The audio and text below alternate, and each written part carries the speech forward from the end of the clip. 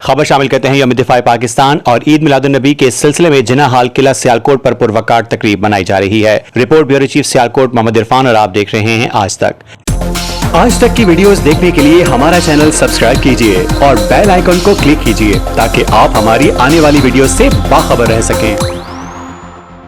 जिना हाल किला सियालकोट में यौम दिफा पाकिस्तान और ईद मिलादुन्नबी सल्लल्लाहु अलैहि वसल्लम के बाबरकत मौके पर परचम कुशाई और शौदाए 1965 को खराज अकीदत पेश करने की पुरवकार तकरीब मुनक्किद हुई। तकरीब का आगाज तिलावत कुरान पाक और नाते रसूल मकबूल से हुआ, जबकि ईद मिलादुन्नबी सल्लल्लाहु अलैहि वसल्लम के हवाले से केक भी काटा गया। तकरीब में वफाकी वजीर दिफा Khawaja Muhammad Asif, station commander brigadier Awais Tauqeer, district police officer Faisal Shahzad, मेंबरान सूबाई असम्बली फैसल इकराम, मनशाउल्लाह भट्ट और तारिक सुबहानी समेत अहम शख्सियात और शहरियों ने शिरकत की। शुरका ने अपने वलवला अंगेज खिताबात में कहा कि 6 सितंबर 1965 हमारी कौमी तारीख का वो दिन है जब पाक फौज और सियालकोट के गयूर अवाम ने दुश्मन के नापाक अजाइम को खाक में मिलाकर तारीख रकम की। ऑपरेशन बनियान अलमरसूस और वो सुनहरी वाकयात आज भी हमारे हौसलों को जला बख्शते हैं। 60 बरस गुजरने के बावजूद ये फतह याद दिलाती है कि सियालकोट की अवाम और अफवाज पाकिस्तान ने अपने से कई गुना बड़े दुश्मन को शिकस्त फाश देकर दुनिया पर साबित किया कि ये कौम नाकाबिल तस्खीर है। इस मौके पर पुलिस के चाको चौबंद दस्ते ने कौमी परचम को सलामी पेश की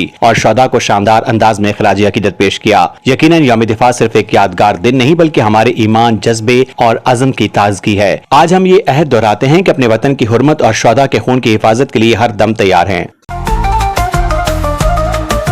आज तक न्यूज, खबर सच के साथ।